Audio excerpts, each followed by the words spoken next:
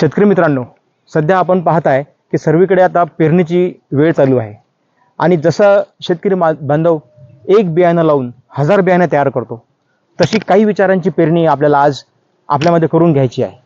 आपण नेहमी शेतकऱ्यांना म्हणतो की शेतकरी दीनदुबळा, पण काही विचारांची आज आपण पेरणी जर केली तर 100% आपल्या शेतकऱ्यांचे दिवस जे आहेत ते पालटतील. मी काही विचारांवर आज चर्चा करणार आहे. एक म्हणजे आपण व्यावसायिक दृष्टिकोन ठेवला पाहिजे. आपण शेतकरी बंधू नेहमी व्यावसायिक विचारानेच काम केलं पाहिजे.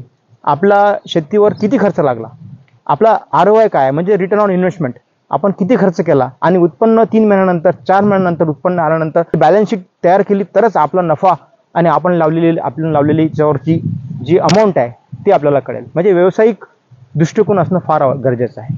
दुसरा जी आपण आज एक विचार करायला पाहिजे, प्रत्येक शेतकऱ्यांनी उत्कृष्ट बियाणे आणि त्याच्यावर लागणारे उत्कृष्ट औषधी याचा वापर केला पाहिजे.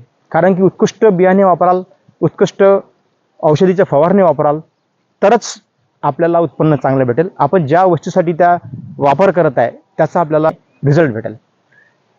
त्यानंतर इतर लोकांचं न ऐकता शेतकऱ्यांनी स्वतः डोळ्यांनी जे बघितलं ते वान, ज्या प्रॅक्टिसेस स्वतः बघितल्या त्या स्वतःचा निर्णय स्वतः घेणे हे फार महत्त्वाचं आहे.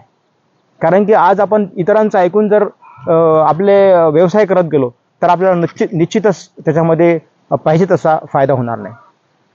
आणि चौथी महत्त्वाची गोष्ट म्हणजे आपण शेतकरी मित्र एका विशेष सर्कलमध्ये आपण एका सर्कलमध्ये फसलेलो आहोत. उत्पन्न कमी झाले तर परत कर्जबाजारी झालो म्हणून हे जे उत्कृष्ट बियाणे फवारे हे आपण जे करतो ते आपण करत नाही आणि परत आपलं उत्पन्न कमी येते. म्हणजे आपण एक सर्कलमध्ये फसत जातो. तर त्या सर्कलला आपल्याला कुठेतरी स्वयं निर्णयाने आपल्याला तोडणे गरजेचं राहील. आणि त्यानंतर महत्त्वाचं म्हणजे जर आपल्या या व्यवसायात आपल्याला नवीन पिढीला आणायचं असेल आणि त्यांना एंगेज करायचं असेल तर आपल्याला शेतीसोबत शेतीपूरक धंदे जे असतील त्यावर पण आपल्याला लक्ष द्यावं लागेल. जसे कुक्कुटपालन असेल, तुमचा शेळी व्यवसाय असेल, त्यानंतर छोटीशी डेअरी असेल किंवा सेरिकल्चर असेल आणि इतर व्यवसाय जर असतील तर त्या व्यवसायांमध्ये आपण थोडी रुची घेऊन आपल्या नवीन पिढीला पण त्यामध्ये एंगेज करून परत आपल्या शेतीकडे त्यांना आपल्याला वळवता येईल. आणि हे व्यवसाय आपण जर केले तर याच्यामध्ये आपल्याला नवीन पिढीचा उत्साह वाढेल आणि तुम्हाला एक इन्कम सोर्स पण राहील.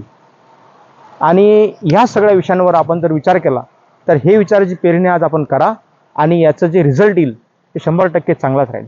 धन्यवाद.